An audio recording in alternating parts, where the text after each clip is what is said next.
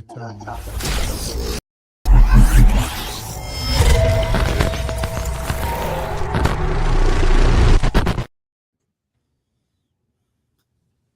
Hey everyone, happy Thursday and welcome to the Gang Live on this Thursday. I know a lot of us are cold. It's even a little cold down here in Florida, though I'm not going to complain because cold here is not cold maybe where you are. We've got a great gang for today. We've got some really cool stuff to talk about. But before we started, I wanted to acknowledge someone who's not part of TechStrong at all, but I saw a post from him yesterday. My friend Alex Williams, right? Many of you out here probably know Alex. I know Mike Vizard knows him a long time. John, you probably know Alex. I don't know who else does. Alex is a longtime tech journalist, and he's the founder of the News Stack. A competitor to TechStrong, quite frankly. But Alex and he started News Stack, and I started TechStrong like within 2 months of each other. And we've watched each other come up, and we've competed over the years, but always respectfully and with friendship. He's a real professional journalist, much like John Swartz or Mike Vizard are. I don't consider myself a professional journalist. Anyway, Alex left the News Stack yesterday. I don't know if he's retiring or he's going to do something new, but he put in 12 good years over there and did great work at it. And I just wanted to call him out and say good luck no matter where your next stop is. He lives in Portland. He might be retiring. I know his wife retired, but it's not going to be the same without Alex Williams on the horizon. So with that being said, let's move into our channel gang for today. Really happy to have on our friend Ahola Ward, Fred Wilmot, Gina Rosenthal. Fred, you keep sneaking earlier in the week. You used to be actually it was because we used to record it Thursday for Friday, but you're still the Thursday guy. We have Gina Rosenthal, or if you're looking on Twitter, I found out it's G Rosenthal, but I don't know. That's not Twitter, excuse me. There is no Twitter, it's X. I meant LinkedIn. But also another imposter. That was yesterday's show. We have our man in the Valley, John Swartz, and of course, Mike Vizard. Gang, it's an interesting Thursday. There's so much news going on here. I was trying to pick what to do for Shimmy Says today, and it was what we call a target-rich battlefield. I mean, there's so much happening. Mike, what do we got for today? Well, let's start with this whole thing and what's going on with AI in the workplace, because there's all kinds of surveys and a lot of interest in this topic these days. There's a new Gallup report talking about how there seems to be a split between the AI proficient and those who are not. And it also suggests that people are maybe starting to use AI a little bit less in certain sectors of the jobs and vertical industries, depending on how you look. And Zapier has a survey out saying that, well, people are now spending about 4.5 hours a week cleaning up what they call AI Workslop because, well, the AI is wrong or the data is wrong, and people have to go back in and review that, and they're doing a lot more proofreading, which, if you've ever done proofreading for a living, is not a whole lot of fun. It takes a certain amount of mindset to go do that, and a lot of folks don't have that, and so they start to grumble. And I'm going to start with you on this whole topic, but do we have some sort of, cultural, technical disconnect at work here? Well, I think that the poll data is just showing us, the Gallup poll data is showing us that it's not spreading much further than we'd anticipated. Frequent users are using AI tools more, but the people who aren't using it aren't really rushing to use it. The adoption has basically stalled, with about 46% doing at least occasional use. But what I thought was interesting is that leaders and managers are the ones that are tending to use AI more because they feel safe for experimenting. Staffers and non-managers worry about looking replaceable. So this is actually a cultural problem, not a technical problem. It's not a tooling problem, right? So while the article frames things as plateauing, I think the data shows something sharper, which is that people who get it really get it, and they're doubling down. Everyone else is going to be left behind. As a futurist, I put out predictions every year. And one of them was, the rich versus poor divide is going to be sort of a lesser thing that we're concerned about as a society, because you're either going to be someone who shapes these systems or someone who is shaped by them, which this only starts to help prove. So it's not a hesitation, it's an organizational paralysis. So I have to think, what was our expectation here? That AI in a year or 2 years max was going to become omnipresent as email? Was that really a realistic expectation? Or, maybe the divide here is permission versus fear. Maybe the workforce at large is still fearful, and are they wrong? I mean, there's as many questions as answers for me out of this. Oh, go ahead. Well, if other people want to jump in, I'm more than happy to cede my time. You go ahead, Alan. Then I'm going to bring something up that happened yesterday. Well, Fred, this, but Ann, I don't know if you'd be familiar with this concept. In security, our friend Wendy Nather coined the phrase 10 or more years ago about security below and above the poverty line, right? That the fact of the matter is, most organizations just don't have the resources, and they live below the security poverty line. It's not necessarily a dollar poverty line, but it's a capability poverty line, if you will. Mm-hmm. Resource poverty line. I think we're seeing a similar thing in AI. You're going to see people in organizations that live below the AI poverty line. And like all people who live in poverty, their lives are a little less rich. And again, I don't mean necessarily money. Their lives are a little less rich, a little less full, a little less capable, maybe even a little less happy, or maybe they'll be happier. I don't know. But we're definitely going to have a have and have nots of people who use AI well and people who, for whatever reason, don't. Well, go ahead, Ann, jump. That's what I was saying with my prediction this year. I did a bunch of segments on tech predictions. It's going to be you're shaping the system or you are shaped by the system. You are an active participant. You're someone who is shaping and using these tools, using them to improve your life, using them to enhance processes, or you're someone who's being shaped by them. That's a divide that I'm already seeing, because I have people on my staff who are anti-AI. They don't want to use it. Me too. But we have clients that use it, right? And so, I think that it just, my thing is always transparency. I always disclose if I use it. But I do spend a weird amount of time correcting AI written language that someone hands me and tries to, and I've had to fire writers for passing off AI or trying to as real human writing. So I now have to run score test tools on writing. So is that an improvement? I don't know, but we're getting there, right? Let's jump into what the folks who are using this, who are grumbling, are trying to say. And I think when you go talk to them, you'll get the following vibe. It's like when you're working on something, whether it's art, article, or whatever, you're in a mindset, you're in a groove. You're kind of like, there's a thought process you're trying to do. And every time AI injects something that looks like an error into that, they get frustrated. They basically say, I've lost the flow, or this is kind of, if I just did that myself, then the whole flow would work better in their minds. And so I think there's some folks out there, at least, who aren't afraid of AI. They're using it, but they're not happy with the way it kind of inserts itself into their workflow and their processes, and that's what they're struggling with. But Gina, absolutely correct. Right. So I'm here in Santa Clara this week with AI Infrastructure Field Day. So we're talking to companies that are building the tools or the infrastructure to run the tools on that people are using. And let's be specific. We're talking about generative AI here. If we're talking about the work tools, we're talking about generative AI. And so that's a very specific thing. And I'm a writer and I use it, but I go back and forth with it as I'm writing sometimes, just to have somebody else to throw it against the wall before I pass it off to a client or work with a client more on it.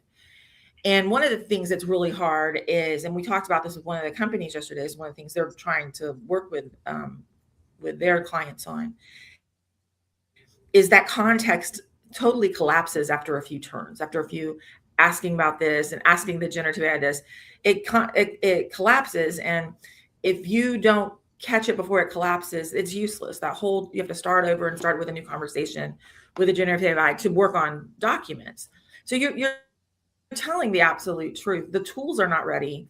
A lot of times the data is not ready. So if you're working with tools and they don't find the thing you needed in your organization's documents, which you were promised it would, then you have to go find it yourself anyway. Why am I going to waste time with a tool that is eventually going to spit out garbage, because that is how it works? It loses context after a few turns. Then just why would I use it? And I just fundamentally don't agree that people don't want to use AI. They do. I mean, my mother uses AI to do stuff. Both of my kids in their 30s do. So like the AI, everybody wants to use it. The problem is we cannot trust it. Generative AI only will give you correct answers for a certain amount of turns before it can't. It can't because it's a mathematical equation behind the scenes, very, very complex one, figuring out how to put the words in the right order. So we can't. And number one, I don't think we should talk about AI as AI. We're talking about generative AI specifically in the work tools. Yes. And number two, we have to think about how they fit into the workflow. If they don't fit and they cause a delay in workflow, then no one's going to use them. They're going to wait until they get better. So this is a wait and see thing versus I'm not going to use these things. It reminds me so much of the early days of blockchain about 10 years ago, where it was a solution for a problem.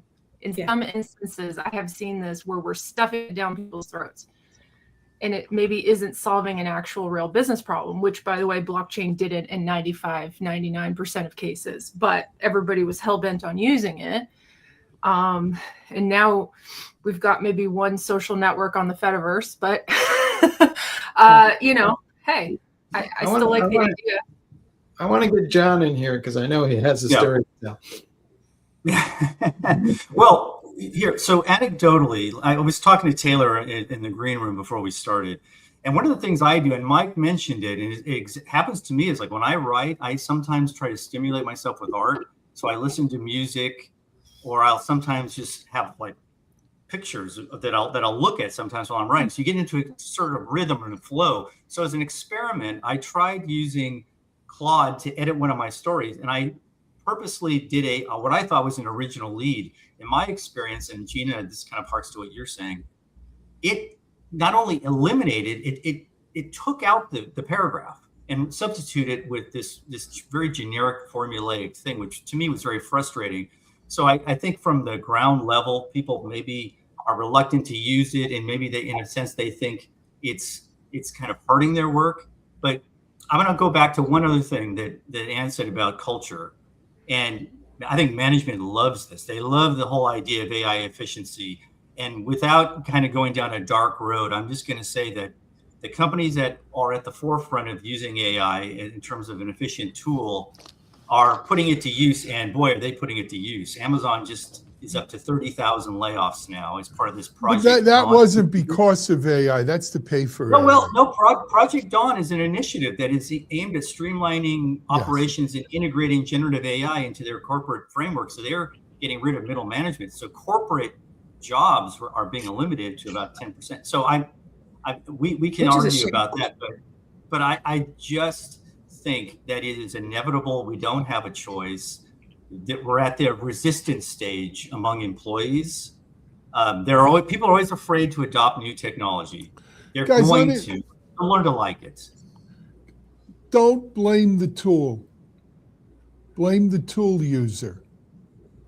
Well, in Amazon's case, I'm blaming them as a tool user. Yes. So, because let me tell you something. My experience is very different than Gina or John. Right. And Mike knows this because I discuss it with him quite a bit. And I discuss it with our team here yesterday as I encourage them to use AI more. I have tricked my setup out. I go back to when I first got into computers. I had a badass computer set up at home. This is before I got into tech. I was running my own little network. I had Zenith 386 machines back then with some hard disk. external hard drive kind of things. I think or 30, 40 megs. Who would use all that space? But I've done the same thing with my AI. Fred's laughing. He remembers those days. Oh yeah. So I know what you do, and I use some of those tools myself. But let's be honest. The percentage of the overall population that can think that way and do that is less than 3%. Maybe today it is. I agree with Alan on this, though. It's not the tool, it's not the wand, right? It's the wizard, as they say. The focus, if you look at the successful projects, is going to be by folks that have training, understand what they're trying to do as a use case, and then also have enough data and enough rationalization to use it effectively. But the converse of that is if you don't have training, and I believe that's probably the major inhibitor in this particular set of occurrences for adoption, and also, when you get inaccurate results. But because I think both Gina and Ann talked about inaccurate results. The challenge that you have, and I love, like, Mike and John, you guys have dubbed this thing maybe vibe writing, which is different than vibe coding, but nonetheless, there's vibe writing. Yeah. The philosophy of how you arrive at that conclusion, and Mike, how you guys have to do this stuff every single day. There has got to be optimization places for you to use AI to grapple with feeds and, pull in more data and do these things. I mean, but the challenge is when you want to say the words you want to say, does that happen every single time you utilize AI? And the question I would ask is, do you have, and are we collectively helping folks understand the appropriate way? I mean, we're still talking about this problem that we're talking about right now is just prompt engineering problem space. Yeah.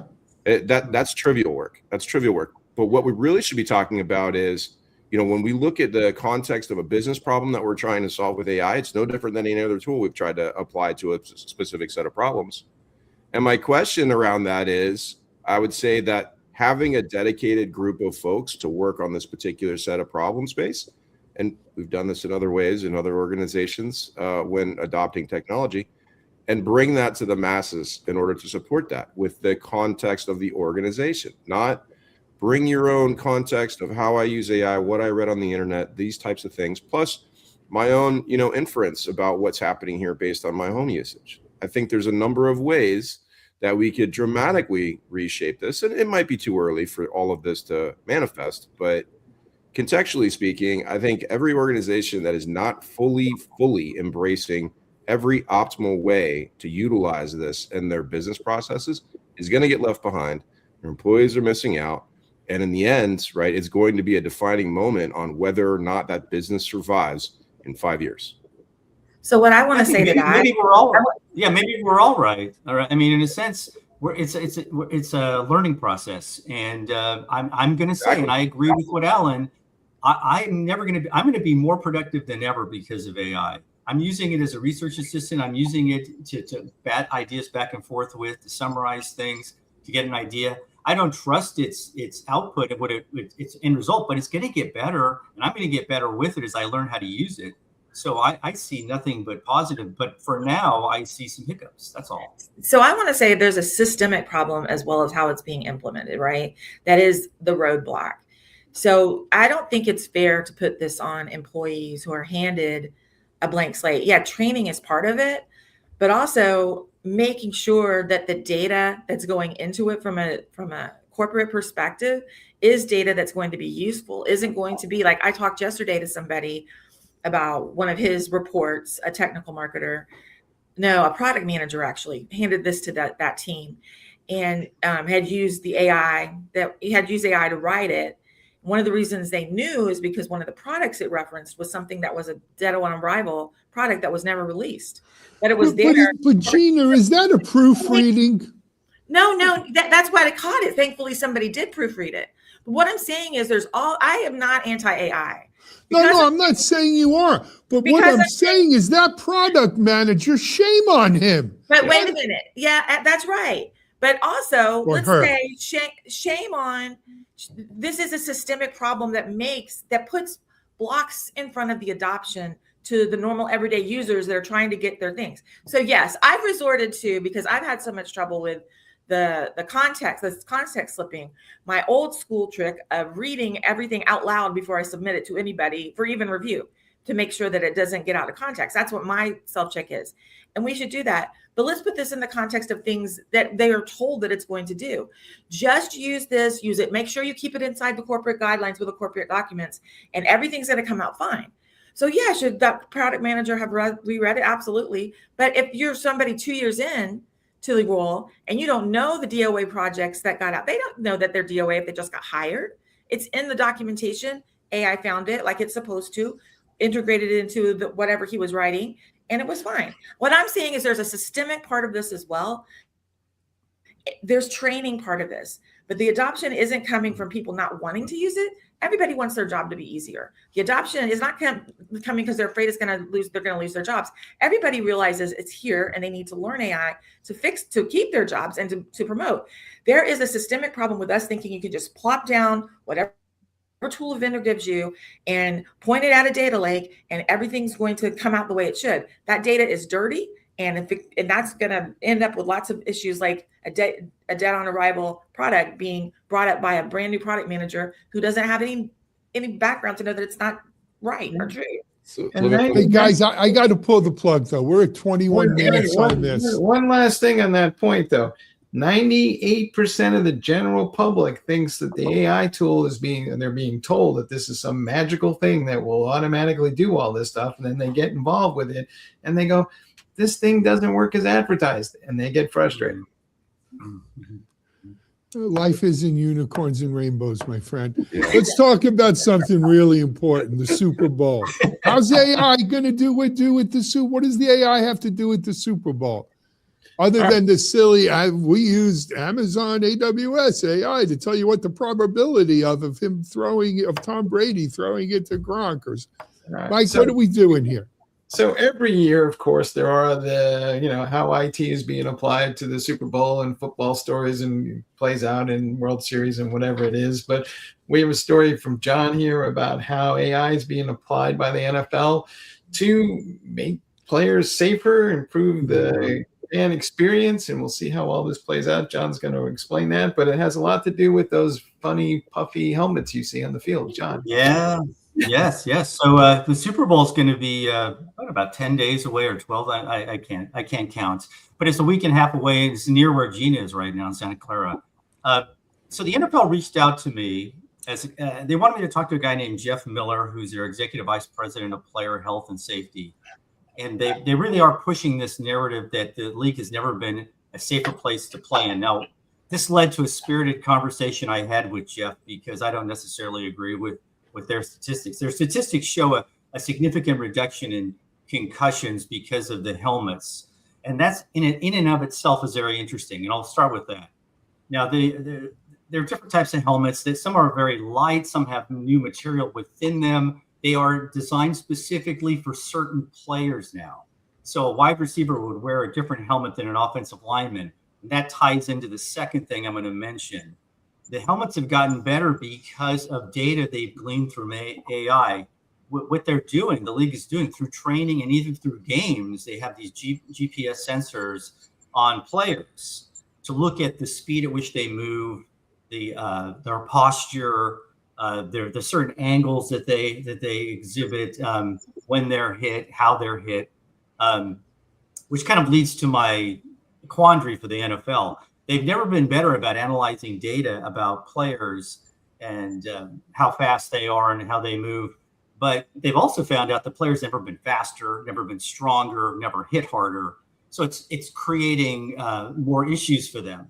So consequently, in addition to using AI and changing equipment, they're looking at things like, and they already have addressed this, field surfaces, training regimens like mandatory versus minimizing that, minimizing the amount of times people practice. They're looking at a lot of different things. They claim that soft tissue injuries are down. In a sense, the reason why they're doing this and the reason why they're pushing this narrative is not only because it's AI, but because the league has had a black eye for many years over its approach, or I would say it's ignoring of concussions and that whole issue.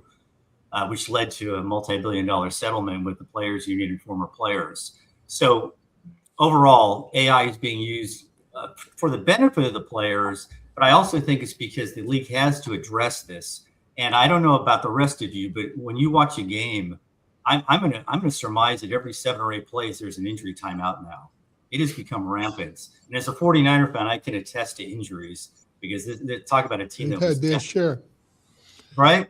So again, it's interesting, and with the Super Bowl coming up, to me, it's very significant that the NFL would push the AI safety angle versus we have more cameras. We can show you what AWS can do for you. I found that at least a bit refreshing. So let me preface what I'm going to say by saying that, I coached football for many years, not at the NFL level, not even at the college level, but Pop Warner football. But I was the NFL player safety coach. So I went to, every year I had to go to a full day, I think some years it was 2 days, a work camp on concussion, head injuries, safety, proper fitting of equipment. They were working on this helmet stuff, John, way before we were talking about AI here, right? And I really appreciate, you see a lot of the players, not a lot, but some of the players now wearing those, I forgot what, not Zodiac, but there's a name for it's like a foam rubber on top of the helmet on itself. top, and then they put like and they actually have skin 3D on printed. top of it. They have 3D printed padding within the helmet. Yeah, well, no, but those things are great. Those things are going to stop, because when you get most concussions come from that either hitting the back when you're going down, or the side to side, the quick boom, to the ground on the side of your head, and those cushiony things really do help. But none of this is AI. This you want to call it machine learning, maybe? It's gathering all the angles and comparing that. That's a type of AI. That's a type of AI, technically. Okay, all right. To Gina's point earlier, right? It's not generative AI. There's more machine learning. I commend them for doing it. I do think concussions are down. I think part of it also is that we're a lot more aware about traumatic head injury. It's also about tackling technique. It's also and about heads up tackling, it's called, and everything else, helmet to helmet. I wish they'd use some of this technology to help make the referees make better calls. The Buffalo Bills should be in the Super Bowl. Yeah, right? They got robbed. Maybe only in lieu of the Patriots, but yeah, well, they wouldn't take the Seahawks' place, right? They were playing Denver, and it should have been a Patriot Bills game in a hellacious snowstorm in New England. That would have been a great game. But is it the AI that's making the difference here, or is it that the ref is calling the penalty more because when I have head-to-head interactions, it's 15 yards? It's all of the above. They're a lot more sensitive to head injuries. There's a lot more research going into what causes these head injuries. And as a result, we're now seeing second, third, fourth generation equipment that is optimized to minimize head injuries. Doesn't stop you from tearing an ACL, when you slip on the turf. And, we've seen a lot of stadiums move away from I call it AstroTurf, artificial turf, back to natural, because of less knee injuries and stuff like that you get on the artificial turf. So the NFL's doing their job. There's another aspect to this, though, and that is the fan experience. And I'm not just talking about the degenerate gamblers who can't wait to see which player, they bet on which player goes out with a concussion first or something, right? But the fan experience, especially at that Santa Clara ballpark, which was designed to be a tech marvel from the get-go.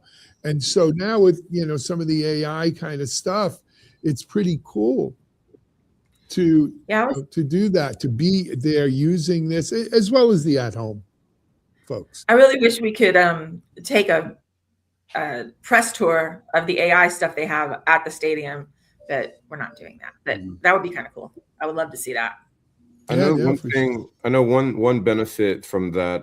I know the Sony Hawkeye system with all the incredibly high capability cameras with incredible accuracy and precision.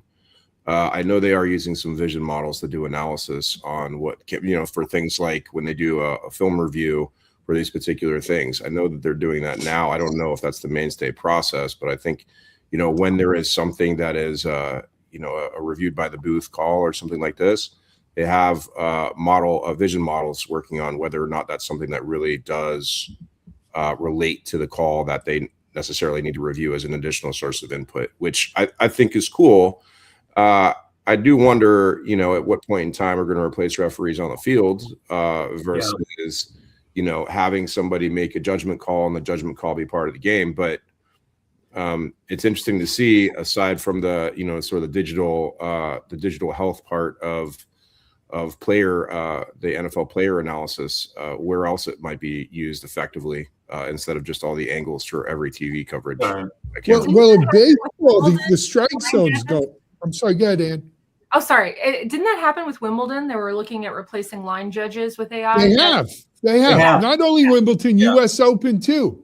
Yeah. And it's that same system that they're using to mark like first down calls where the ball is. To age some of us, they don't use the sticks. They don't bring them out on the field anymore. No, they don't have even the bring Hawkeye. the They have the sticks out. Hawkeye They thing, they which use is- the same thing is Wimbledon incredible. uses. So I But totally with you, baseball- Alan. Why not look at pass interference? Baseball, I think, does a good job of video review. No, They're but willing baseball's to going make to an AI strike. You want to call it AI? I don't care what you Strike call zone, it. right, But which the is more strike accurate. zone, no more umpires calling balls and strikes. right, because umpires have different I do look at interpretations. those of strike helmets, zone. though. I look at those helmets and I say, what's next? Are we going to have 24 guys dressed up like the Stay Puft Marshmallow Man? Is that how this is all going to play out? You know what? If it means someone doesn't kill themselves when they're 45 because they have CES or whatever it's called, God bless them. Remember CTE? So Junior Seau, I mean, he committed suicide by Yeah, shooting there's himself in the plenty of them. chest. Mike It was on his Webster brain. is the poster child, Mike Junior Webster, Seau. right? But right. surprisingly, as marshmallow men like as those helmets look like, they supposedly don't slow you down. No, they're lighter in some cases. What's heartening to me is that they did talk to some of the players, and some of the players are advisors. I think Tony Romo is one. There's certain current players like Cameron Jordan is another. Caleb Williams with the Bears. They are working with some of these helmet makers to figure it out. I remember years ago interviewing Colin Kaepernick during that whole controversy, and the thing he really wanted to talk about was helmet safety. He said the biggest issue with the league was these people being beaten senseless in their brains. Well, I will tell you, if you ever go to Canton to the Hall of Fame, or you go to any kind of displays at the various stadiums, and they have the old locker rooms with the equipment these guys wore, even in the 70s, 80s, 90s, you look at the helmets, you look at the shoulder pads, they look pretty flimsy, really. I mean, they're not the kind of stuff they wear today, which is more like body armor. And it's interesting. But anyway, we've got to move on, guys. I'm sorry. We spent so much time on track one that we didn't really leave time for a good discussion. But Gina, I will note you're in your Patriots jersey today, so I'm assuming you're going for the Pats. I know Fred's a Seattle guy. I'm going to assume he's here for the Hawks. Longhorns. That's who I cheer for. And says, I don't care what it is, I'm going for the Hawks. No, I mean, I'm Look from up. Houston. Am I going to cheer for the Texans? I don't care about pro football. I only cheer for Texas. That's me too. This is my son's jersey, and I wore it to try to get a picture for me in front of the stadium. So when I found out this was a topic, Oh, that's so sweet. I'm a That's a good mom. Good for you, Gina. That's my Very boy. cool. But Very he is a fanatic because his teenage, preteen, college years were all in New England, and when they won the first time, so he is. Good all for about him. Patriots. I- But I'm gonna I watch- also am a college football girl, Florida State. I'm going to watch the game with guys that I grew up with, so I'm rooting for double overtime. Did you bet on that? Like some crazy parlays? All right. Mike, what else we got for today? All right, we are going to return to this conversation about what's going on at RSAC now that they have a new CEO, who is Jen Easterly. And well, surprisingly, the federal government says that they're not going to show up at this year's conference. Well, I don't know what to make of all of that, but Fred, it sounds, shall we say, petty? What do you think? So Congress approved about a $15.1 billion cyber operations and defense budgets for 2026, the National Defense Authorization Act. And of that, $9.1 billion for core cybersecurity operations. Strangely, which is massive, CISA has been downgraded to some degree, losing $300 million in budgeting. And this is a bedrock foundation for a public-private partnership. CISA is as a program. And first started by the first Trump administration, and Jen appointed for CISA, had dramatically turned the corner on the actual public-private partnership and the collaboration efforts around that. All that to say that when that person steps into a role as an executive for RSAC, which is becoming much more than just the largest security conference in the world, that leadership role is also something that that organization has designed to become more prevalent in the integration of all of the public-private collaboration that happens by bringing more training and doing a number of other things, is absolutely asinine to decide that the federal government, NSA, FBI, CISA, are not going to participate and, as Alan put it, take their toys and go home. Because of that, the notion of democratizing the problem space and the collaboration and understanding what adversaries are doing at a nation state level, the presentations, the training, and the informing of the general public of what's happening as a nation is under siege. We've already seen what the siloed effect of this has had, not only on the vulnerability database and the ability to support that, and the regionality of the thinking around our global infrastructure is creating something that is quite provincial from the standpoint of a global cyber policy. So for me, it's not only completely ridiculous that that's the case. I wonder how many other things and other ways will the federal government step out of doing its obligatory job to its nation in reasoning that can't be understood by folks who've been in the industry for 20 plus years, and in a way that hurts both the folks doing the work and also the folks that are the recipients of the work. Fred, well said, my friend. I'm sorry. That Go, was Gina. really succinct. Go I read that and I was like, okay, a bunch of dudes are scared of a lady, a powerful lady. That's just how I have, knowing nothing else. That's just what like a bunch of boys scared of a powerful woman. That's literally what it looked like. That Yes, helps it a is. lot. There is that, but there's more, Anne, you may not be aware of, right? So Jen Easterly is a West Point grad, 20 years in Army intelligence, tons of private industry cyber experience as well. And as Fred said, once they fired Chris Krebs for saying that the 2020 election wasn't stolen, they put Jen in, and she did a marvelous job.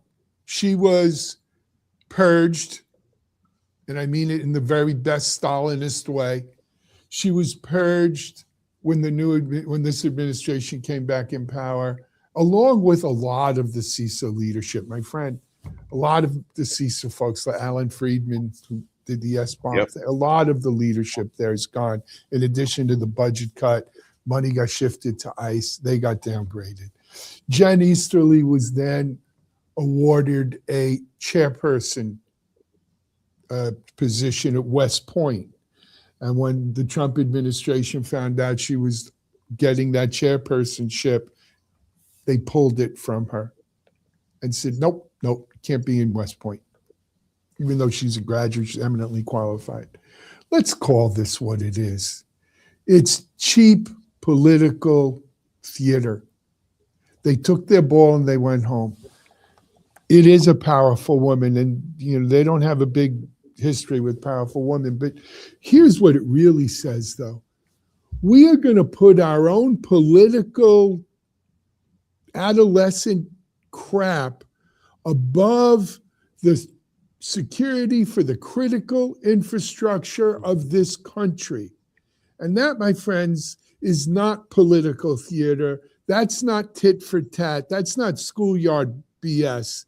That's putting us all in danger, because you better bet over in Iran and North Korea and China and Russia and other places, they're rubbing their hands saying, boy, let this all fall apart. Let it all fall apart. Give them enough rope to hang themselves, as Mark said, right?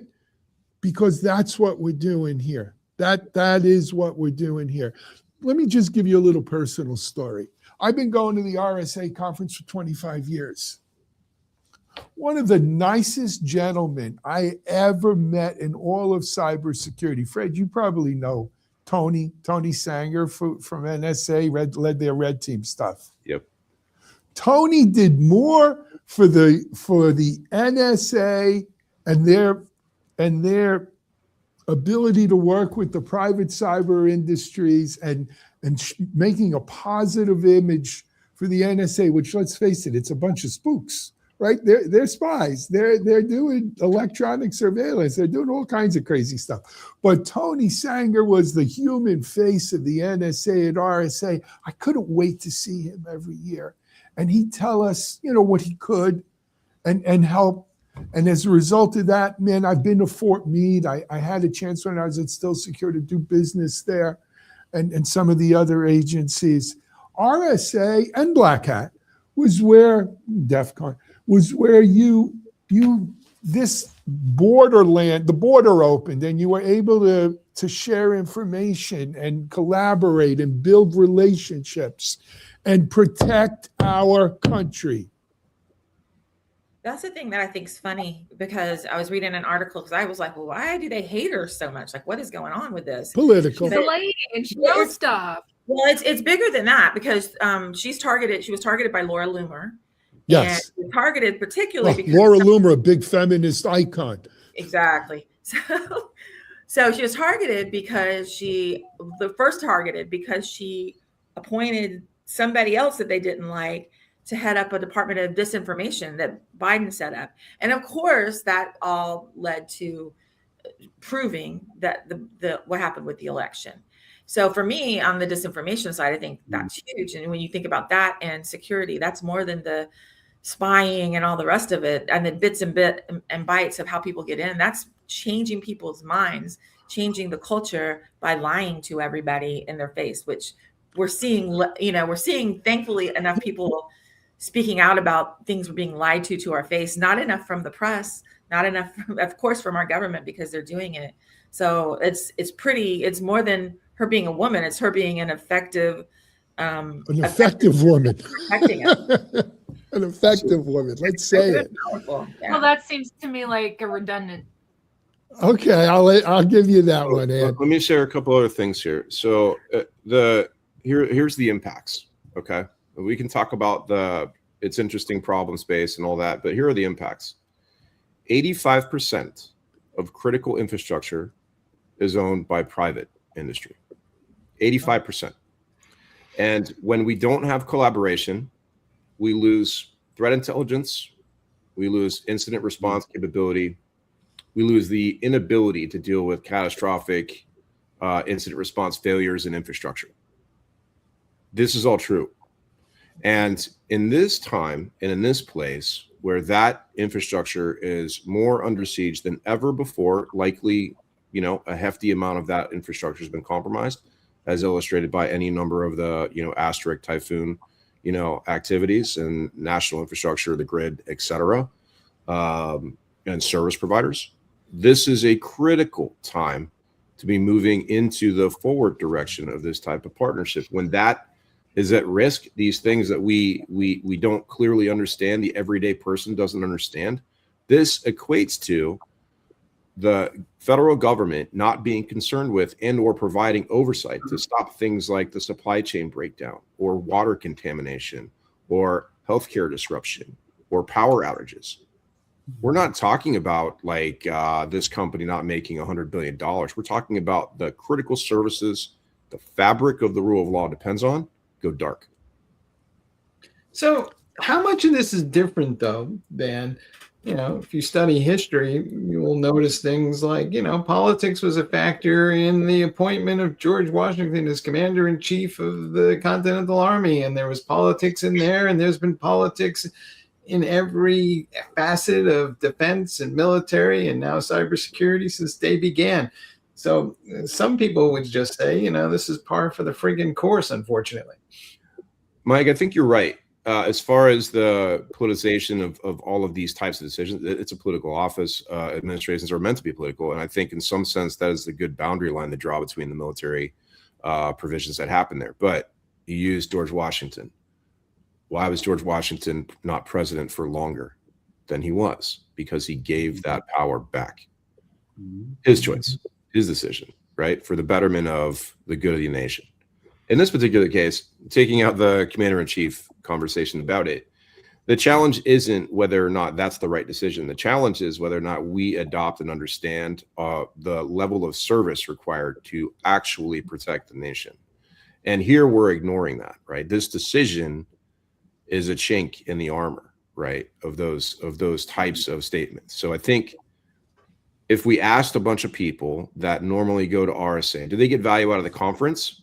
Irrelevant to me, right? What they get value out of is a collaboration with peers in the industry, an opportunity that's rarely, something where West Coast and East Coast can get together, global operational folks can get together. It's that reason why this is a travesty in my mind. If there's something that replaces this, okay, make that clear, make that known, share that information, allow people to participate. But this just doesn't feel like that. It feels like, especially when you hear that people like Laura Loomer are involved in it. This is another incident of, we don't like this. We got to stop these people from figuring out this information. We got to close that right down, shut that down right now, without realizing what her position and how I don't think they can understand the non-political part and just service to the country. They don't understand that. Gina, you're right. So that's the sin. That's the sin, right? To Mike and Fred's point on what you're saying, Gina, we've been blessed as a nation in the United States that at key times in our history, whether you believe in a God or not, people arose the right moment, the right person for the right moment in time. George Washington, not staying more than 2 terms and setting that precedent. Abraham Lincoln, saving the Union, right? Through Civil War, unfortunately. Teddy Roosevelt, Woodrow Wilson in World War I. Franklin Roosevelt going against what Washington did and serving 4 terms, or died in his 4th term. Right? There comes a point at certain points in history where you got to put country above politics, country above party, right? You got to do what's right for the country. And in this moment in time, with critical infrastructure being what it is and the threats that are out there, playing politics and taking your ball and going home, not just CISA. If CISA didn't come, CISA isn't much today anyway, but pulling the NSA and the FBI out of it is just, it's reckless. It's gross negligence. And unfortunately, we're all going to suffer. I hope not, but that's the deal. Anyway, we're way over on today's TechStrong Gang. Fred, thank you for taking the yeoman's work on that one, because I wrote this story, but I wanted to hear someone else talk about it. And it's been a popular thing up on LinkedIn, and you can check it out there. But you want to read the whole story, go over to Security Boulevard. And Fred, Gina, John, Mike, thank you for joining us on this great Thursday TechStrong Gang Live. I hope you've enjoyed it out there. Hey, I've got a Shimmy Says coming up at 2:30 p.m. Eastern time today. I'm not talking about RSA. I'm talking about AI and what it can, what a surprise. And is it, Dr. Jekyll and Mr. Hyde? What's the future look like there? We also have Tech Field Day today, I believe, right, Gina? AI Infrastructure Field Day. Yep. Absolutely. We're starting in about 10 minutes. You can go to the Tech Field Day page and it's live. It's actually live right on TechStrong TV. Oh, hey. There So you go. We're live everywhere. Yep, you can watch it there or on the Tech Field Day YouTube channel. And, you know, we've always got more. We'll be back tomorrow with even more TechStrong Gang. But for now, this is Alan Shimel. We're out. Thanks, everyone.